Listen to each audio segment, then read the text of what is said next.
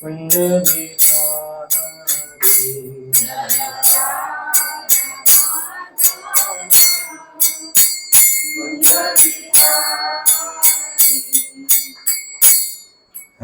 संकीर्तन यज्ञ की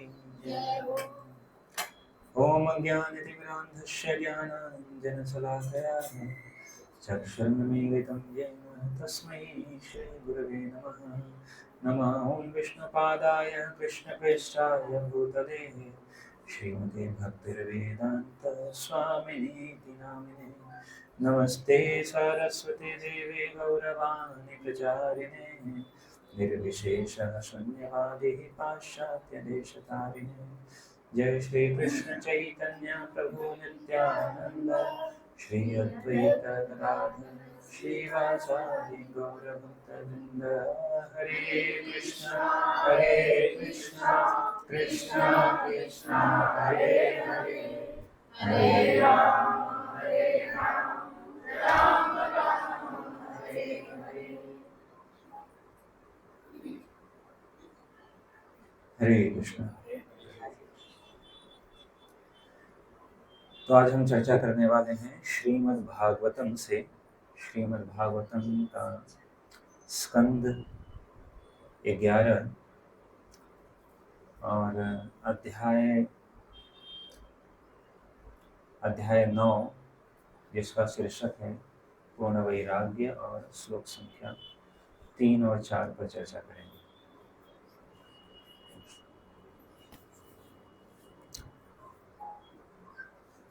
श्लोक संख्या 3 है, न मे मानापमानुस्तौ न चिंता गेहपुत्रिणाम् आत्मक्रीडा आत्मरतिर्विचरामि बालवत्।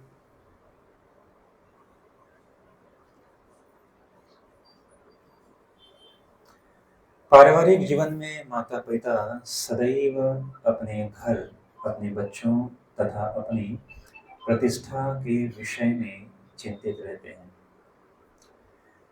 किंतु मुझे इन बातों से कुछ भी लेना देना नहीं रहता। मैं न तो किसी परिवार के लिए चिंता करता हूँ, न ही मैं मान अपमान की परवाह करता हूँ। मैं आत्म जीवन का ही आनंद उठाता हूँ और मुझे आध्यात्मिक पद पर प्रेम मिलता है। इस तरह मैं पृथ्वी पर बालक की भांति विचरण करता रहता हूँ। श्लोक संख्या 4, द्वावैव चिंतया मुक्तौ परमानंदाप्लुतौ यो विबुद्धो जडो बालौ यो गुणेभ्यः परम गतः। इस प्रकार 2 प्रकार के लोग समस्त चिंताओं से मुक्त होते हैं। 2 प्रकार के लोग बता रहे हैं चिंताओं से मुक्त। कौन कौन से? 2 प्रकार के लोग समस्त चिंताओं से मुक्त होते हैं और परम आनंद में निमग्न रहते हैं। एक वे जो मंद बुद्धि हैं और अज्ञानी हैं, और दूसरे वे जो तीनों गुणों से अतीत परमेश्वर के पास पहुंच चुके हैं। बता रहे कि 2 तरह के लोग ही, या तो एक मूर्ख है और एक या तो ज्ञानी भक्त है। बीच वाले जो है वो परेशान। तो तात्पर्य पढ़ लेते हैं, फिर चर्चा करेंगे। तात्पर्य, जो बड़े ही जोश के साथ भौतिक इंद्रिय तृप्ति की खोज में लगे रहते हैं, वे धीरे धीरे जीवन की दयनीय स्थिति में धकेले जाते हैं, क्योंकि जैसे ही कोई व्यक्ति प्रकृति के नियमों का तनिक भी उल्लंघन करता है, उसे पापों का फल भोगना पड़ता है। इस तरह भौतिक रूप से सतर्क तथा महत्वाकांक्षी लोग भी निरंतर चिंता मग्न रहते हैं और समय समय पर वे महान कष्ट में डूबे रहते हैं। किंतु जो लोग निकम्मे तथा मंद बुद्धि हैं, वे अपनी ही दुनिया में रहते हैं। किंतु जो लोग कृष्ण के शरणागत हैं, वे दिव्य आनंद से ओतप्रोत रहते हैं। अतः मूर्ख तथा भक्त दोनों को इस विचार से शांत कहा जा सकता है कि वे महत्वाकांक्षी लोगों वाली सामान्य चिंता से मुक्त रहते हैं। किंतु इसका अर्थ यह नहीं है कि मंद बुद्धि मूर्ख भक्त समान पद पर होते हैं। मूर्ख की शांति जड़ पत्थर की तुल्य है, जबकि भक्त की तुष्टि पूर्ण ज्ञान पर आधारित होती है। तो ये हम चर्चा कर रहे हैं श्रीमद् भागवतम में वर्णन आता है कि जब भगवान अपनी समस्त लीलाओं को समाप्त करके अपने धाम को जाने वाले थे, ठीक है, महाभारत का युद्ध हो चुका है, सब कुछ हो चुका है, सब कुछ अंततो गत्वा भगवान अपनी जन्म कर्म च मे दिव्यम, भगवान अपनी इच्छा से भगवान प्रकट होते हैं और फिर अपनी इच्छा से भगवान अपने धाम को जाते हैं। भगवान का हमारी तरह न तो जन्म होता है और न ही हमारी तरह मृत्यु होती है, ठीक है, हमारी तरह जन्म और मृत्यु नहीं है। इसीलिए विशेष रूप से भगवान के जन्म को हम कहते हैं अवतरण, यानी अवतार लेते हैं भगवान, ठीक है। और जब भगवान जाते हैं तो भगवान अपना स्वगमन करते हैं। तो जब भगवान जा रहे थे तो एक सामान्य एक क्या कहते हैं लोकाचार क्या है कि जब आप कहीं जा रहे होते हैं तो लोग क्या करते हैं, अगर आपको मान लो कहीं बड़े दिन की यात्रा पर कहीं जाना है तो आप क्या करेंगे, अपने सगे संबंधी मित्रों से क्या मिल लेते हैं ना, अरे हम जा रहे हैं, पता है कि नहीं, ऐसा सामान्य एक लोकाचार की भावना है। कहीं जाने से पहले हम कहते हैं अरे जा रहे हैं, पूरी मुलाकात होगी नहीं होगी क्या है, इस तरह की बातें करते हैं। तो इस भौतिक धराधाम से, ऐसे तो भगवान तो सर्वत्र हैं, भगवान सर्वत्र हैं, लेकिन भौतिक धराधाम से जो आमने सामने अभी तक भगवान का दर्शन सबको मिल रहा था, तो भगवान कह रहे हैं कि अभी यह जो लीला समाप्त करके अभी मैं जा रहा हूं। और किससे बातचीत कर रहे हैं भगवान? भगवान के एक परम मित्र हैं जिनका नाम है उद्धव। दिखने में एकदम भगवान जैसे ही दिखते हैं। एक बार भगवान ने उनको ब्रज भी भेजा था, लोगों ने दूर से देखा तो उनको लगा कि कृष्ण ही आ रहे हैं। जैसे भगवान पीताम्बर धारण करते हैं वैसे उद्धव भी पीताम्बर ही धारण करते हैं। भगवान की तरह उनका भी जो वर्ण है वैसे ही श्यामल वर्ण, वैसे ही मुकुट, सब कुछ। तो दूर से देखने पर ऐसा लगे कि भगवान ही है। तो उद्धव से बड़ा प्रेम था भगवान को, भगवान के सखा भी हैं और भक्त भी हैं। तो जाते समय जब भगवान जा रहे हैं तो उद्धव जी इनसे कहे, उद्धव जी को पता चला कि भाई जा रहे हैं, तो उद्धव जी ने कहा कि भगवान अगर आप जा रहे हैं, जहां आप नहीं वहां हमारा कोई काम नहीं। भक्त का क्या स्वभाव होता है कि जहां भगवान और भगवान का नाम नहीं वहां भक्त का कोई काम नहीं। तो उद्धव जी ने कहा कि आप अगर जा रहे हैं तो मैं यहाँ पर इस धरती पर रह के क्या करूंगा, मैं भी चलता हूं। भगवान ने कहा कि नहीं,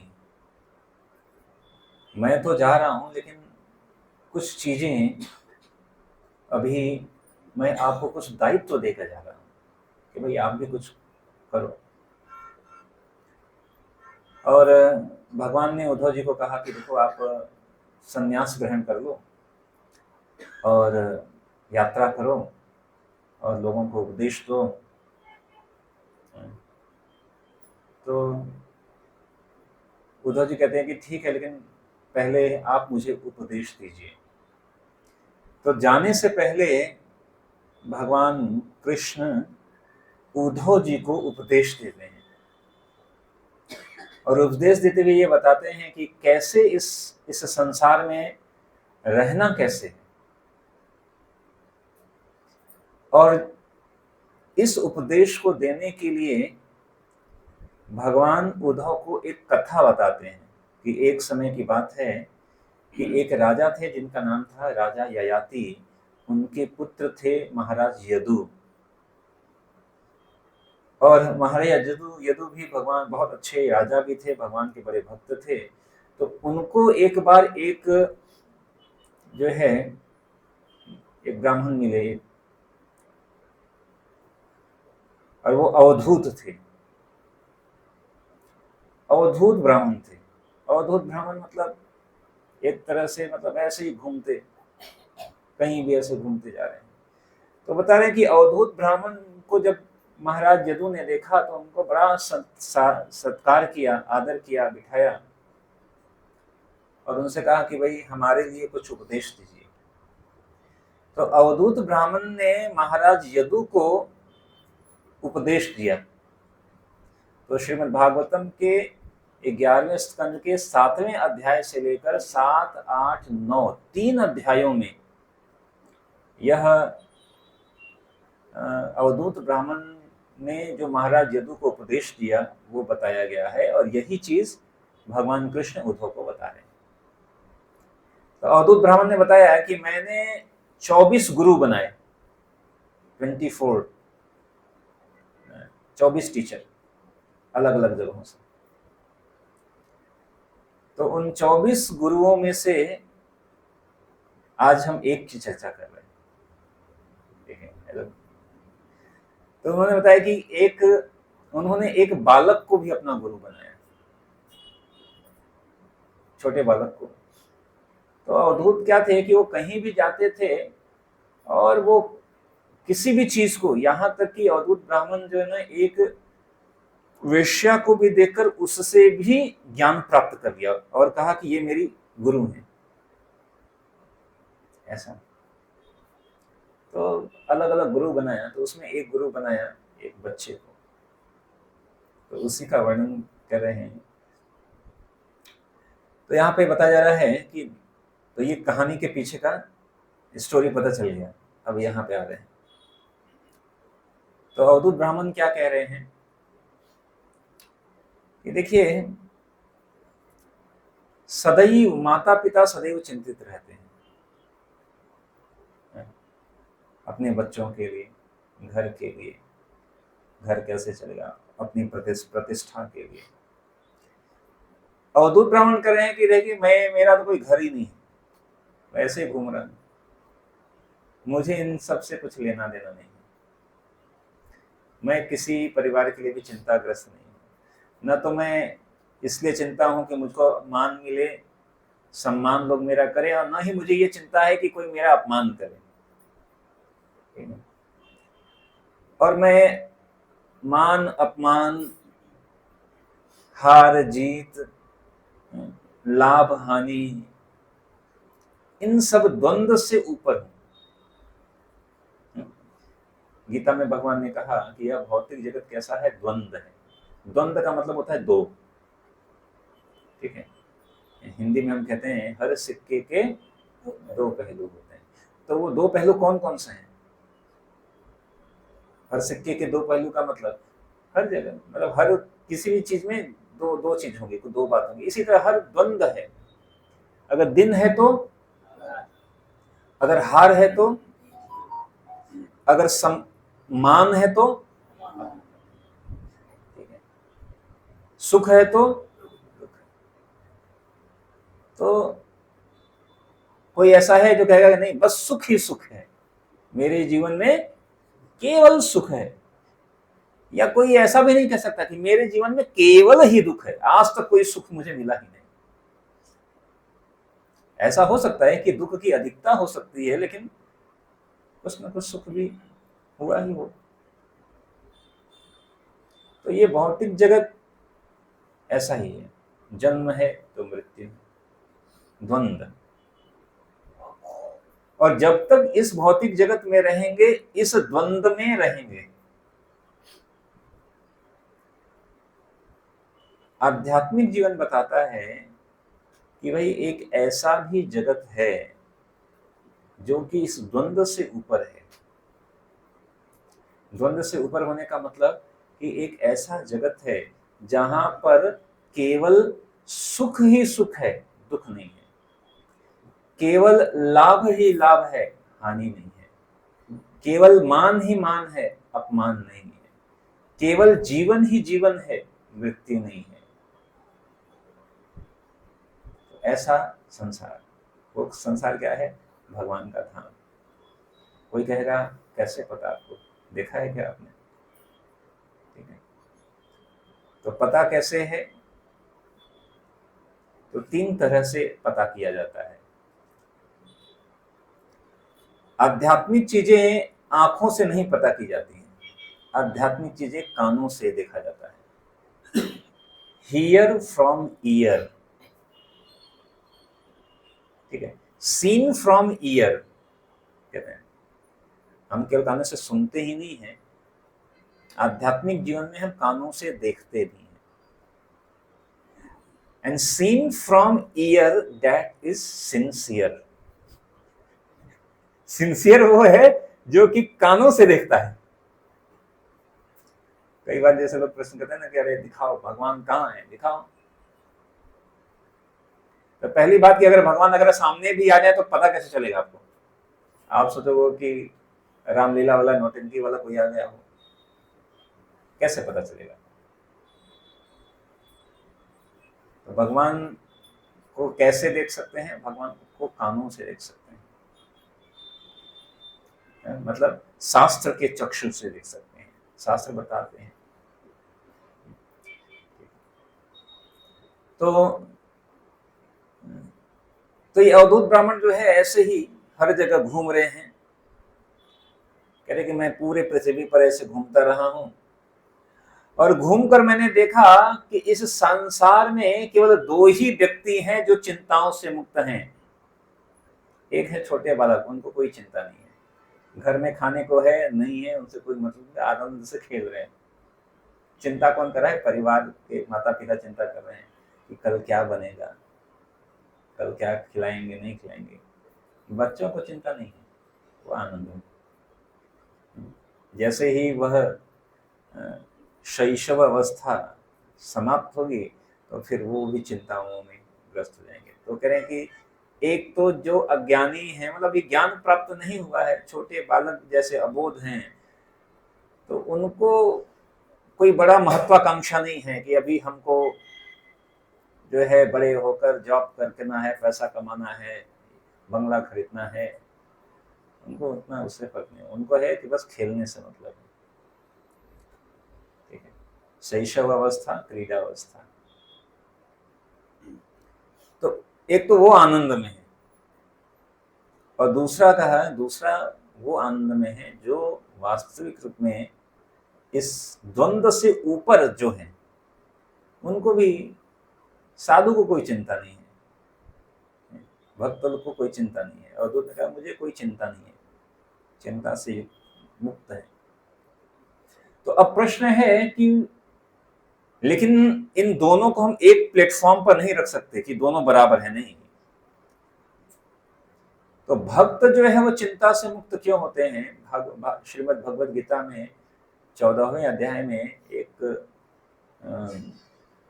दैवी गुणों में भगवान बताते हैं, अभयम सत्व संशुद्धिर ज्ञान मोह व्यवस्थित। अभय, भक्त का एक गुण है अभय। अभय मतलब जिसको कोई भय न हो, कोई चिंता नहीं हो। 2 चीजें हैं, 2 शब्द हैं, एक है चिंता और दूसरा शब्द है चिंतन। चिंता को कहते हैं, चिंता चिता है, चिंता जला देती है लिटरली। एक होता है कि अग्नि में अगर कोई व्यक्ति जलता है तो एक तुरंत जलकर समाप्त हो जाएगा, और चिंता जो है हर पल पल जलाती है, हर पल पल जला रही है। चिंता हो गई, आप कुछ भी खाओगे शरीर को ही नहीं लगेगा, बीमारियां अपने आप शरीर को घेर लेंगी, चिंता। तो भौतिक जगत में अच्छा हर व्यक्ति चिंता कर रहा है। प्रश्न है, चिंता करने से समस्या सुलझ जाती है? नहीं, लेकिन फिर भी व्यक्ति चिंता में है। चिंतन करना, चिंतन भगवान के नाम का अगर चिंतन करेंगे तो कोई चिंता नहीं रहेगी। भगवान के नाम का अगर चिंतन करें तो कोई चिंता नहीं।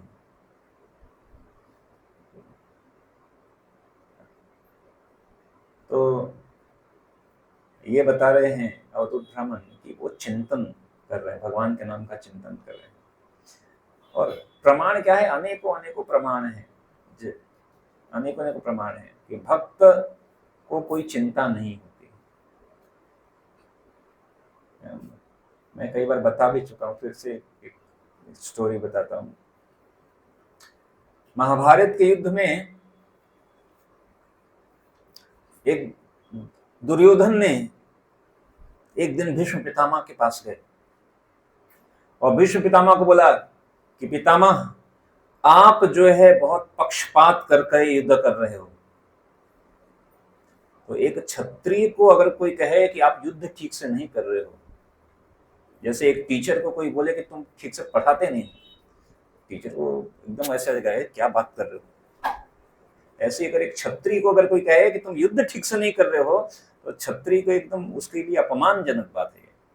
दुर्योधन ने कहा पितामह से कि आप युद्ध ठीक से नहीं कर रहे हो, क्योंकि आप इतने बड़े महारथी हो, अगर आप चाहो तो पांडव को एक दिन में समाप्त कर दो। भीष्म पितामह बड़े बड़े योद्धा थे। भीष्म पितामह को बहुत बुरा लगा। उन्होंने कहा कि ठीक है। उन्होंने कहा कल ऐसा युद्ध करूंगा सारे पांडवों का समापन। दुर्योधन बड़ा खुश हो गया, कहा यस, यही तो मैं चाहता था। दुर्योधन ने कहा लेकिन पितामह आप मारेंगे कैसे, पांडव को मारेंगे कैसे? भीष्म पितामह ने उसी समय विशेष योग सिद्ध मंत्राचार किया और 5 दिव्य बाण प्रकट हो गए। उन्होंने कहा कि ये देख लो दुर्योधन, ये 5 दिव्य बाण, इन 5 दिव्य बाणों से मैं कल 5 पांडवों को मृत्यु की सैया पर लिटा दूंगा। दुर्योधन खुश हो गया। लेकिन दुर्योधन कहा कि लेकिन अभी भी मुझ पर आप पर विश्वास नहीं मुझको। आपने ये दिव्य बाण प्रकट तो कर दिए और अभी आपका मन बदल गया, ये 5 बाण वापस दे दिए, अर्जुन को दे दिए। तो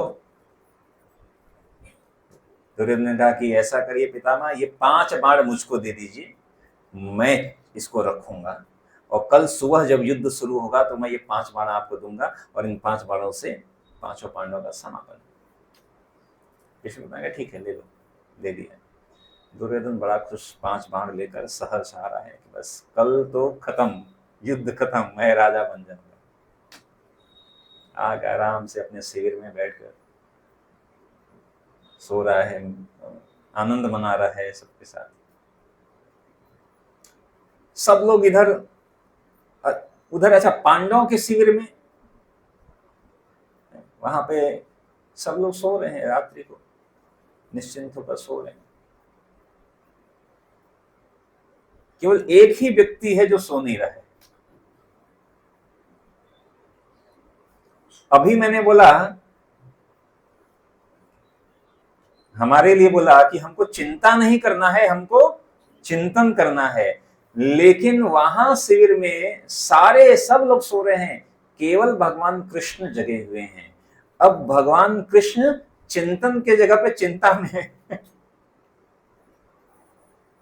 चिंता में है कि अरे, अब भगवान को तो सब सर्वज्ञ है, उनको पता है क्या चल रहा है उधर, कौन सी लीला। गए अर्जुन के पास, अर्जुन सो रहा था, उनके शिविर में गए, अर्जुन को ऐसे हिलाया, ए अर्जुन उठो उठो। अर्जुन उठा, कहा केशव माधव सुबह हो गई क्या? कह रहे नहीं, अभी सुबह नहीं, अभी तो रात्रि का प्रहर चल रहा है। उन्होंने कहा अभी रात है, क्यों उठाया, सोने दो जाओ। भगवान ने कहा कि भाई देखो, अभी उठोगे नहीं, अगर अभी नहीं उठोगे तो कल उठने लायक ही नहीं रहोगे, हमेशा के लिए सो जाओगे। अर्जुन ने कहा क्या बात है? उन्होंने कहा देखो उधर दुर्योधन ने ऐसी व्यवस्था कर दिया है कि कल आप पांचों लोगों को समापन। अर्जुन ने कहा देख लेंगे, युद्ध तो है, युद्ध लड़ रहे हैं, छत्री है, युद्ध लड़ने का मतलब कि या तो मारेंगे या तो मरेंगे, मरेंगे या तो मारेंगे। युद्ध में तो यही दो चीज होता है। और अगर हम मर जाएंगे तो हमारा कोई प्रॉब्लम नहीं है,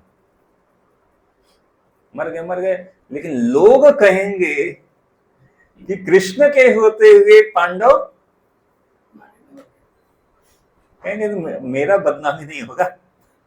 अब मान लीजिए कोई बच्चा अपने पिता के साथ जा रहा है और बच्चे को कोई मार दे, तो बच्चे का थोड़ी बदनामी है कि वो मार खा गया।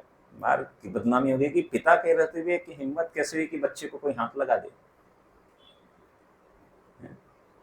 पिता आकाश पाताल एक कर देगा बच्चे को। तो अर्जुन कह रहे हैं मेरे को क्या है, सोने तो कह रहे हैं आप देखो मेरी चिंता नहीं है, क्योंकि आपने एक बार मेरे से कहा था उद्घोषणा कर दो न में भक्त्या प्रणश्यति, मेरे भक्त का कभी विनाश नहीं होता है।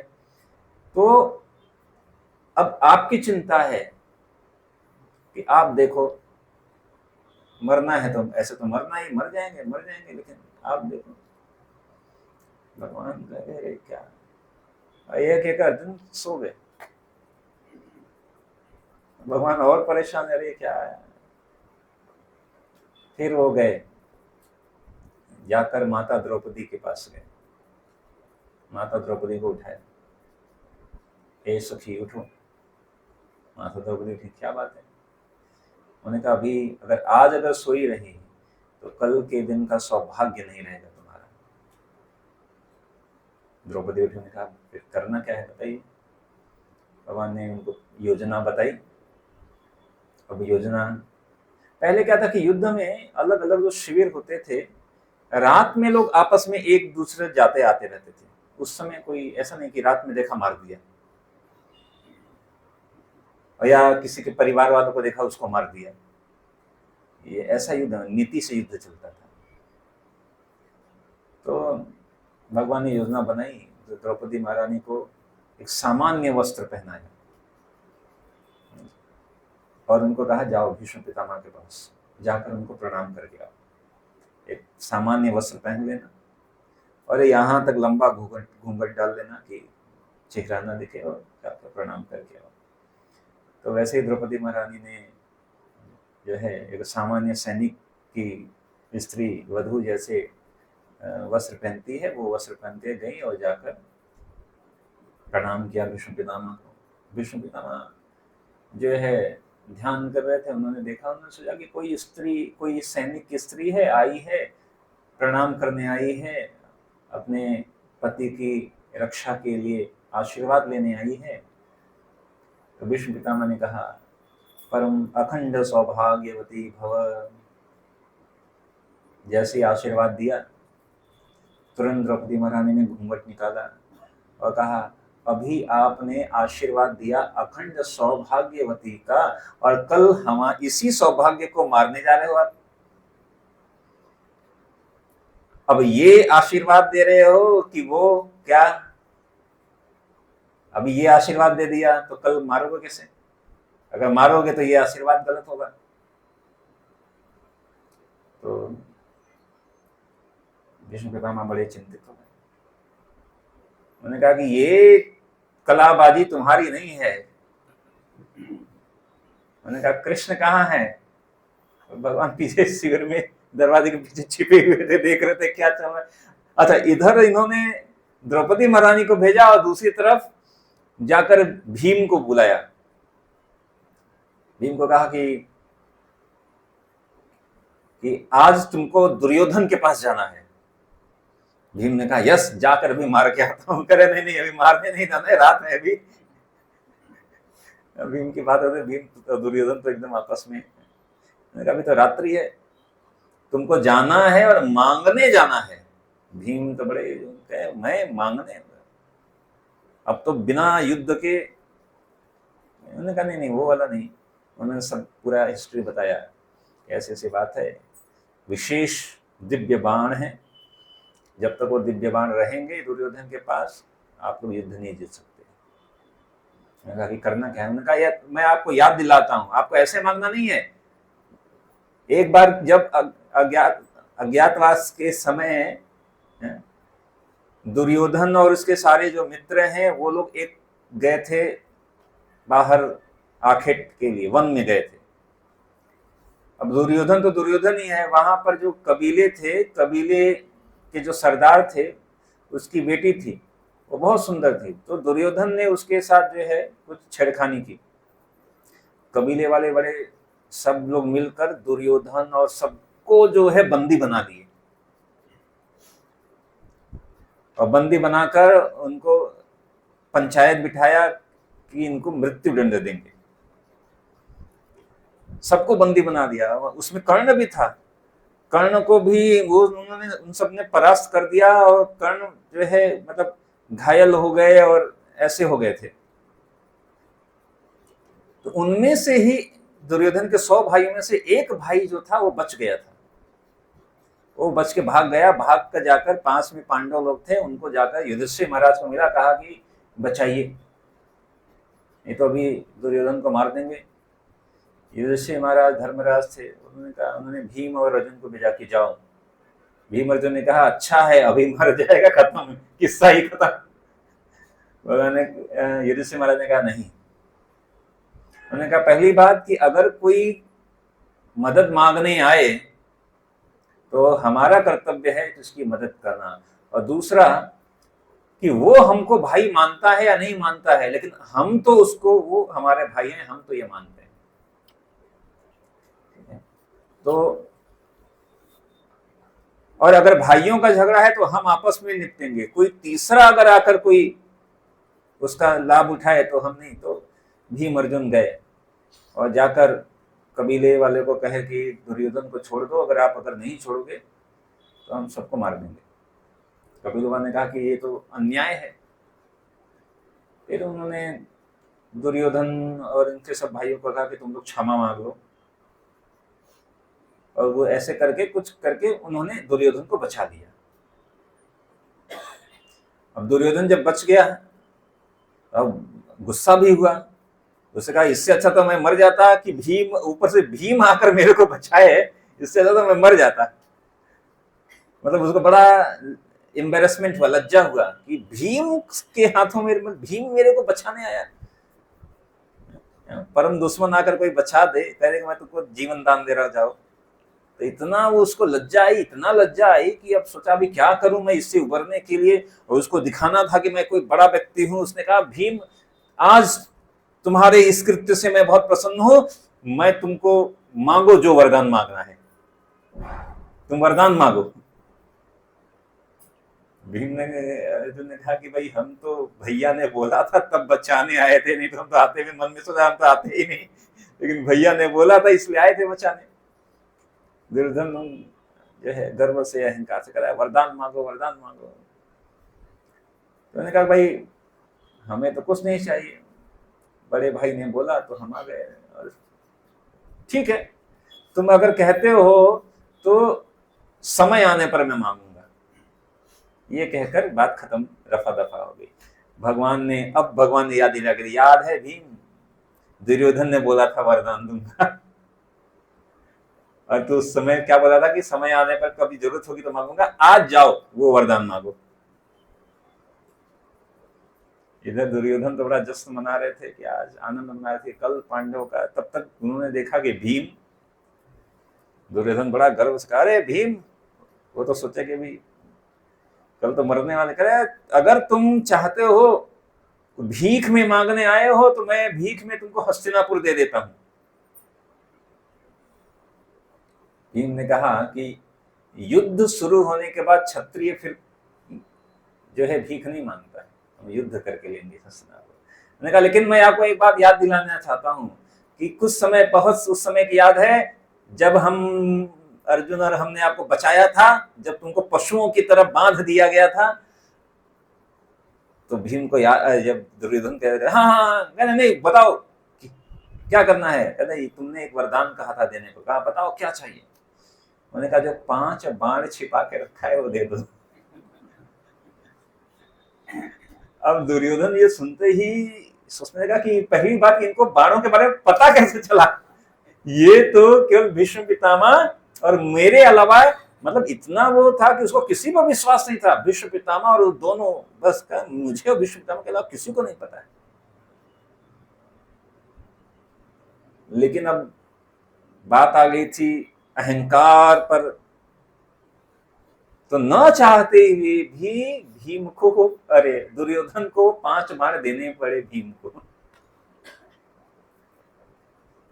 ठीक है, भीम ने वो 5 बाण लिए, आए और उसको नष्ट कर दिया। दुर्योधन बड़ा क्रोधित हुआ, वापस गया भीष्म पितामह के पास। मैंने कहा कि आपने ही बताया है। भीष्म पितामह ने कहा नहीं, मैंने नहीं बताया, ये सब करामात है कृष्ण की। तो भीष्म पितामह ने प्रतिज्ञा लिया था कि मैं कल ये अर्जुन को 5 पांडवों को मार दूंगा। अब उनकी प्रतिज्ञा तो खंडित ही हो गई। तो भीष्म पितामह ने फिर से कहा, प्रतिज्ञा लिया कि कृष्ण, आपने, मैंने जो प्रतिज्ञा लिया था आपने उस प्रतिज्ञा को तोड़वा दिया। अब मैं नई प्रतिज्ञा लेता हूं कि कल मैं आपकी प्रतिज्ञा को भी तोड़ दूंगा। आपने कहा था कि मैं शस्त्र नहीं उठाऊंगा, कल ऐसा युद्ध करूंगा कि आपको भी अपनी प्रतिज्ञा तोड़नी पड़ेगी। तो उसके बाद का तो आपको पता ही है, उस स्टोरी में हम नहीं जाएंगे क्या हुआ क्या नहीं। तो पॉइंट मेरा क्या है कि भक्त अभय होता है क्योंकि भगवान उनकी रक्षा के लिए चिंतित होते हैं। भक्त चिंतित नहीं होता है, और भगवान भक्तों के लिए तो लिटरली दिन को रात बना सकते हैं। जयद्रथ वध के समय दिन को रात बना दिया था भगवान ने। तो इसलिए तो यहाँ पे अवधूत ब्राह्मण कह रहे हैं कि देखिए, चिंता से कोई लाभ नहीं है वास्तविक रूप में।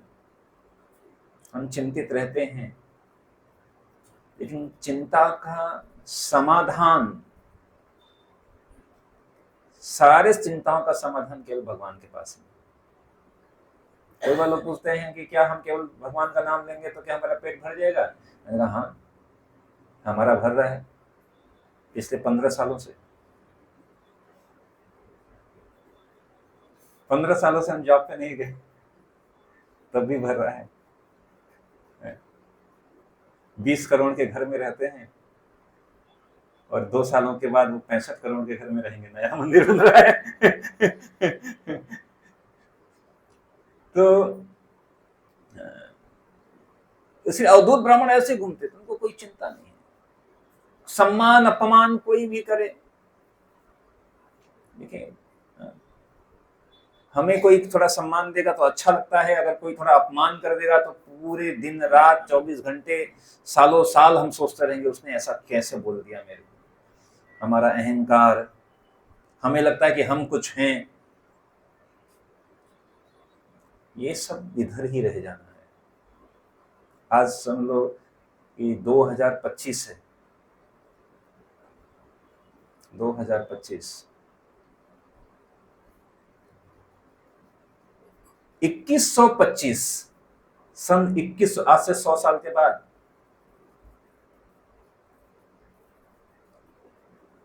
हम में से कोई होगा? हम में से कोई नहीं होगा, ना हम, और हो सकता है ना हमारे वाले, जिसको हम कहेंगे ये हमारा, वो भी शायद नहीं। हम कहें ये मेरा घर, पता नहीं शायद ये घर भी रहेगा, ये बिल्डिंग भी रहेगी कि नहीं रहेगी, ये बिल्डिंग भी नहीं रहेगा, वो यहाँ कुछ और होगा। न हम, न हमारे, न हमारी बिल्डिंग, जिसको हम कह रहे हैं हम, हमारा कुछ नहीं रहने वाला। और उसके बाद भी हम चिंताओं से, मान अपमान सम्मान अहंकार को लेकर बैठे हुए हैं, उसने मेरे को ऐसा कैसे बोल दिया। सब खत्म हो जाने वाला है, जिसने बोला था वो भी और जिसने, आप भी। क्या करोगे वो सारे अहंकार को लेकर जाके? वो शिकायत, ऐसा वो, तो ये जो सारी चीजें हैं, इसके अधिक कोई मायने नहीं है। मायने हैं, ऐसा नहीं है कि 100 साल के बाद हम रहेंगे नहीं, हम रहेंगे, ये इस जगत में नहीं रहेंगे। आत्मा तो रहेगी, किसी नए शरीर में रहेंगे। प्रयास तो ऐसा होना चाहिए कि हम बस सीधे वास्तविक अपने साक्षात रूप में ही रहें, दोबारा यह पुनरपि जननम पुनरपि मरणम वाले इस भौतिक जगत में आना ही ना पड़े। तो जब कोई इस स्तर पर चिंतन करता है तो स्वतः ही वह वैराग्य आता है। वैराग्य, ज्ञान और वैराग्य ये दोनों साथ साथ हैं, और भक्ति माता के ये बेटे कहे जाते हैं, ज्ञान और वैराग्य। जहां भक्ति जाती है वहां पे ज्ञान वैराग्य, जैसे माँ जहां जाती है बच्चे पीछे पीछे आ जाएंगे, जहां भक्ति है वहां पे ज्ञान वैराग्य स्वतः ही आते हैं। तो यहाँ पे अवधूत ब्राह्मण ये बात बता रहे हैं कि भक्त भी एक सामान्य मूर्ख बालक है, अज्ञानता है तो वो आनंद में है, नहीं तो भक्त आनंद में है। बाकी के बीच में बचे हम लोग, वो हम लोग बस वही चिंता में ग्रस्त हैं। न तो हम आनंद, हम लोग बस पूरे जीवन भर चिंताओं से ही युक्त रहते हैं। जीवन का उद्देश्य है चिंताओं से मुक्त होना, और हम चिंताओं से युक्त होते जा रहे हैं। और हमें ऐसा लगता है कि कल हर दिन चिंता और चिंता बढ़ती जाएगी। इसलिए महत्वपूर्ण है कि कल से नहीं, आज से नहीं, अभी से भक्ति प्रारंभ कर दें। ऐसा भी हम नहीं कहे आज नहीं, आज से नहीं, अभी अभी, जस्ट नाउ, अभी से। ये जो कथा श्रवण करें यहां से ही भक्ति, अभी से।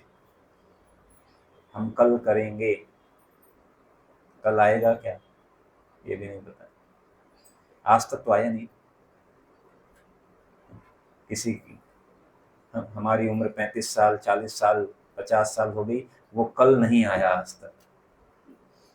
और ये विचार करने योग्य है कि अभी, और ये हमें कल की ही बात लगती है।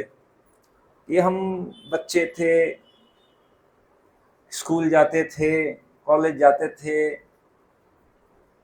और ऐसा लगता है कि ये बहुत पुरानी कहाँ बात है, कल की ही कुछ घटनाएं ही थी। तो ऐसे समय भगवान का यह काल चक्र ऐसे चल रहा है कि कब ये निकल जाएगा, फिर हम सोचने लायक भी नहीं रहेंगे। तो कल पर नहीं, आज नहीं, अभी से ये मनुष्य जीवन। और देखिए, हम सोचते हैं कि नहीं, ये जिम्मेदारियों से थोड़ा मुक्त हो जाएं प्रभु जी, बहुत जिम्मेदारी है, समय नहीं है, बच्चों की, जॉब की, ये सब परिवार की इतनी सारी जिम्मेदारियां हैं। इन जिम्मेदारियों से थोड़ा सा मुक्त हो जाएं और फिर हम भक्ति करेंगे। मैं कह रहा हूँ वो कभी नहीं आने वाला है उसमें। आज तक नहीं आया तो आगे भी आने वाला नहीं है, क्योंकि कल। और देखिए, हर दिन समय के साथ साथ, हर दिन के साथ साथ हमारे शरीर की क्षमता कम हो रही है, बुद्धि कम हो रहा है। अब लगता नहीं है बुद्धि उतना, अधिक दिमाग लगाओ तो सर दर्द होने लगता है। दिखना कम हो रहा है, सुनना कम हो रहा है, बैठने में, पालथी मार के बैठने में बड़ा हालत खराब हो जाता है। चेयर पे अधिक देर तक बैठ नहीं सकते हैं, लेटना पड़ता है, अधिक देर लेटो तो भी कमर दर्द हो जाता है। शारीरिक क्षमता कम हो रही है, मानसिक क्षमता कम हो रही है, सब क्षमताएं कम होती जा रही हैं। ऐसे कम क्षमता होते होते फिर हमारे पास क्षमता रहेगी कहाँ कि हम भगवान का भजन कर पाए? कहाँ रहेगा? हम सोच रहे हैं हाँ, करेंगे बुढ़ापे में करेंगे। अरे बुढ़ापे में बीमारी में खांसते खांसते भगवान का नाम कहाँ लोगे? हाँ? राम बोलोगे तो इधर दर्द, कृष्ण बोलोगे तो इधर दर्द, वही दर्द दर्द दर्द में ही कहाँ समय रहेगा। शारीरिक क्षमता कम हो रही है, जिम्मेदारी बढ़ती जाएगी। हमें लगता है कि अभी बच्चे छोटे हैं, बड़े हो जाएंगे, पढ़ाई करेंगे, तब हमारे पास समय होगा। जो पढ़ाई कर रहे हैं उनके परिवार जन सोचते हैं कि भी बेटा 12th पास हो जाए, कॉलेज में चला जाएगा, तब हमको समय मिलेगा, थोड़ा करेंगे। जिसके बच्चे कॉलेज में हैं उनको लग रहा है कि ये पास करके कुछ जॉब लग जाए, इसका शादी ब्याह कर दें, उसके बाद अपने घर जाएगा। तो फिर होता है कि अभी तो उनके बच्चे आ गए, अब वो आके आपको कह रहे हैं दादा दादा दादी। अब उसमें बच्चे से अधिक मोह दादा दादी पोता पोती में होता है। अभी लग रहा है कि ये, और ये सिलसिला चलता ही जाएगा अनएंडिंग। तो जिम्मेदारी कभी कम होने ही वाली नहीं है। समय कभी ऐसा नहीं होगा कि बस आप उसके बाद एकदम फ्री। और जब वही फ्री कब होगा? जब सब एकदम फ्री हो जाएगा। कल पुर्जा फ्री हो गया, अभी हाथ उठना ही नहीं हो रहा है, उठा रहे हो तो फ्री होके नीचे गिर जा रहा है, तभी फ्री होने वाले हैं। इससे पहले कोई फ्री वाला कॉन्सेप्ट है नहीं।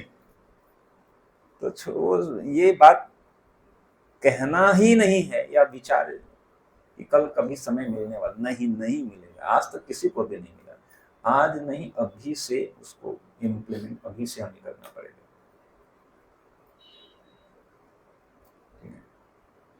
इतना करो, कम से करो। हम ये नहीं करें कि आज से एकदम बन के सन्यासी बन के घर से निकल जाऊं, मैं ये बात नहीं कह रहा। शुरुआत करो आज से। ठीक है? भगवान का नाम का जब सबसे आसान तरीका है, आपका कुछ भी खर्चा नहीं लगेगा। कि हमने कहा कि कल बड़ा सा यज्ञ कराओ, बड़ा सा भोज करा दो, मंदिर बनाए, ठीक है, जो भी करना है, बस भगवान के नाम में कोई खर्चा नहीं।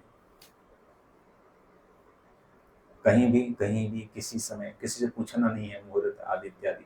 भगवान का नाम का जब प्रारंभ करिए। इससे बड़ा भक्ति का कोई मार्ग नहीं है, और इससे बड़ा चिंतन, हम कहते हैं भगवान का नाम चिंतन है। और ये नाम चिंतन सारी चिंताओं को समाप्त करेगा धीरे धीरे धीरे धीरे। और सबसे बड़ी चिंता है तेषामहं समुद्धरता मृत्यु संसार सागरा भवामि न चिरात् पार्थ मय्या चेतसा। श्रीमद् भगवद गीता में भगवान ने अर्जुन को कह रहे हैं तेषाम अहम, उनको मैं। किनको मैं? तो इस श्लोक के पहले भगवान ने बताया, इस श्लोक के पहले बताया है मत चित्तः मत गत प्राणा,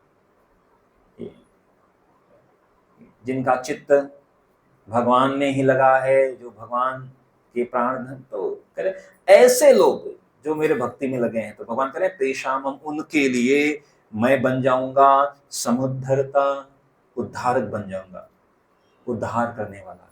उद्धारक क्या होता है? अगर आप किसी समस्या में घिर गए और कोई आपको उस समस्या से निकाल दे।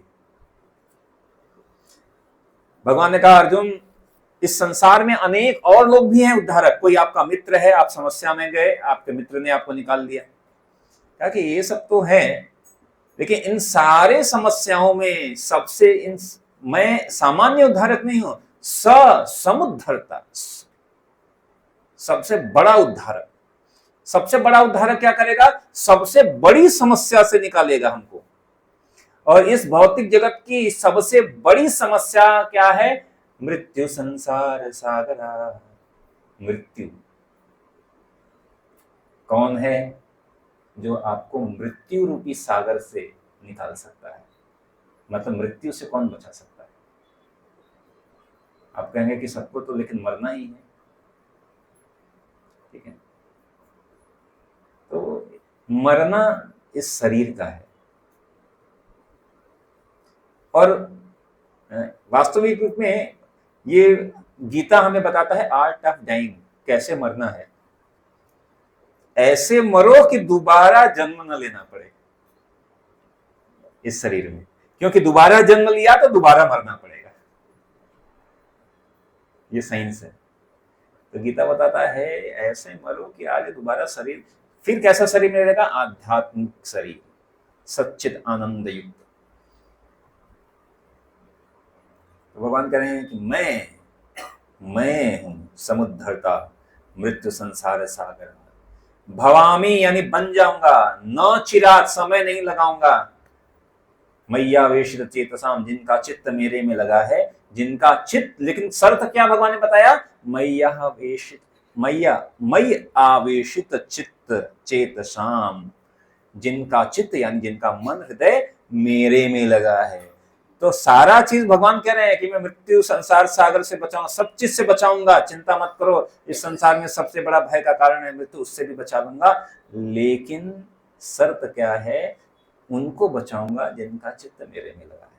मतलब जो मुझको पुकारेंगे उन्हीं, हम पुकार ही नहीं रहे हैं तो भगवान आएंगे क्यों? तो जिनका चित्त भगवान में लगा है, तो यहाँ अवधूत ब्राह्मण का चित्त पूरी तरह भगवान में लगा है, और इसलिए चूंकि उनका चित्त भगवान में लगा है तो वो भगवान से कुछ मांगते भी नहीं है, सब कुछ भगवान को ऐसे ही दे रहे हैं, मांगना भी नहीं पड़ रहा है, घूम रहे हैं, सब आवश्यकताएं उनकी पूर्ति होती जा रही है। तो योगक्षेम वहां में हम भगवान कह रहे हैं कि जो आपकी आवश्यकता है उसकी पूर्ति करूंगा, और जो तुम्हारे पास है उसकी रक्षा भी करूंगा। ओनली कृष्णा कैन डू, केवल भगवान ही कर सकते हैं, अन्यथा कौन रक्षा कर सकता है। तो कहने का मतलब कि यहाँ पर उद्धव जी महाराज, उद्धव जी को भगवान कृष्ण ये उपदेश दे रहे हैं अवधूत ब्राह्मण की कहानी सुनाते हुए कि ऐसा यदु जी को इन्होंने बताया था। तो कहने का मतलब यह है कि देखिए ये संसार चक्र चलता रहेगा, सारी जिम्मेदारियां चलती रहेंगी, लेकिन इनमें ही हमको समय निकालकर भगवान की भक्ति हमें करनी पड़ेगी। यही एकमात्र विकल्प है। अगर आप अपने बच्चों को की रक्षा करना चाहते हैं, आप अपने परिवार की रक्षा करना चाहते हैं, आप अपनी रक्षा करना चाहते हैं, या सबसे बड़ा आप धन अगर कुछ देना चाहते हैं, तो वो हम ये भक्ति का धन दे सकते हैं। गीता भागवत हमें सारी चीजें बताता है। तो ऐसे हम सुनते तो रहते ही हैं, लेकिन इस पर जितना जल्दी हम इस पर कार्य करेंगे, इम्प्लीमेंटेशन, ठीक है, सुनने में हमें लग रहा है हाँ बहुत अच्छा तो है, लेकिन मेरे लिए नहीं है, मेरे पास तो समय नहीं है। तो नहीं, समय है। अभी कुछ दिन पहले किसी ने मेरे को एक क्लिप भेजा था, और मैं आपको एक सीक्रेट बता रहा हूं कि समय को बढ़ाएं कैसे। अगर कोई कहता है मेरे पास समय नहीं है, तो समय को बढ़ाएं कैसे, समय निकालें कैसे। तो सीक्रेट मंत्र क्या है? उन्होंने कहा कि जो टाइम है, टाइम इंक्रीज बाय यूटिलाइजेशन। समय बढ़ता है जब आप समय का सदुपयोग करते हो। आप समय का सदुपयोग करना शुरू कर दो, देखो समय ही समय रहेगा आपके पास। समय हमारे पास क्यों नहीं है? क्योंकि हम समय का दुरुपयोग कर रहे हैं, इसलिए समय नहीं। हम समय का दुरुपयोग कर रहे हैं। आवश्यकता नहीं है हमको फेसबुक चलाने का, क्या हो जाएगा उससे? तो वहां समय क्या हो रहा है? Times is killing, you are killing the times. आप समय को मार रहे हो और वही समय आपको मार रहा है, पता नहीं चल रहा है। आजकल इतना जाल फैल चुका है, माया का जाल, ठीक है। टेलीविजन, न्यूज आ रही है, और उस न्यूज से आपको क्या फायदा मिल जाएगा? आपको क्रिकेट देखने से क्या फायदा मिल जाएगा? एंटरटेनमेंट, अरे आप एंटरटेनमेंट, मनोरंजन छोड़ दो भाई, हृदय रंजन शुरू करो। मनोरंजन तो पता नहीं कितने कितने जन्मों से ही करते आ रहे हैं, आज तक मनोरंजन समाप्त ही नहीं हुआ है। हृदय रंजन जरूरी है। हृदय रंजन के अंदर अपने आप मनोरंजन भी है।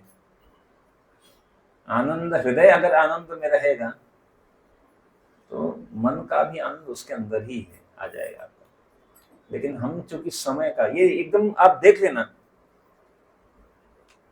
हमारे पास समय इसीलिए नहीं है क्योंकि हम समय का दुरुपयोग कर रहे हैं। और अगर किसी को यकीन नहीं है तो मेरे पास आए और अपना पूरा शेड्यूल बताए, मैं दिखा देता हूँ कहाँ कहाँ दुरुपयोग हो रहा है। तो समय का दुरुपयोग ये यूनिवर्सल फैक्ट है। समय का दुरुपयोग है, इसलिए समय नहीं। टाइम इंक्रीज, हम कई बार लोग कहते हैं अरे ये व्यक्ति ऐसी कैसी इतना काम कैसे कर लेता है, क्योंकि वह उसको यूटिलाइज कर रहा है, सदुपयोग कर रहा है। जैसे हम समय का सदुपयोग करेंगे, हम कहेंगे अरे हमारे पास समय, ये समय, इसके लिए भी ये इतना सारे काम कर सकते हैं। बस यूटिलाइजेशन करना पड़ेगा, सदुपयोग करना पड़ेगा, सदुपयोग करना शुरू कर दिया। और सबसे बड़ा सदुपयोग यही है, हम 16 माला, कम से कम 16 माला 2 घंटे का जप करने के बाद, भागवत पढ़ने के बाद, सुनने के बाद भी समय रहता है। मैं अपनी बात नहीं कर रहा हूँ, अनेक गृहस्थ भक्त जो जॉब पे जाते हैं, बिजनेस करते हैं, उन सबके पास सब करने के बाद भी समय रहता है, क्योंकि वो सदुपयोग कर रहे हैं। तो वी हैव टू लर्न, हमें सीखना है समय का सदुपयोग कैसे करना है, फिर देखिए आपके पास भी समय ही समय रहेगा। हरे कृष्ण। ग्रंथराज श्रीमद् भागवतम की जय, श्री प्रभुपाद की जय।